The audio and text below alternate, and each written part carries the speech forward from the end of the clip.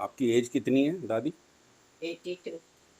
मेरे सामने पेशेंट हैं, 82 ईयर्स ओल्ड फीमेल पेशेंट हैं। इनको दोनों पैरों में नी रिप्लेसमेंट ऑलरेडी हो चुका है।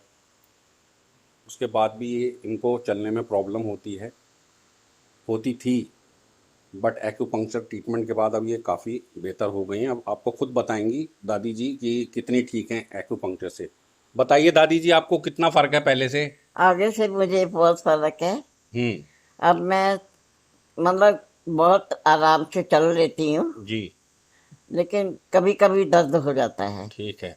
उसके बावजूद भी मैं थोड़ा रेस्ट करती हूँ तो फिर चलने लग जाती हूँ। ठीक हो। पहले से आपको कितना फ़र्क है, कितने परसेंट कहेंगी आप पहले से ठीक हैं? मैं 60% ठीक हूँ। 60% ठीक है एक्यूपंक्चर ट्रीटमेंट से। हाँ जी। ठीक है, थैंक यू दादी जी। ओके।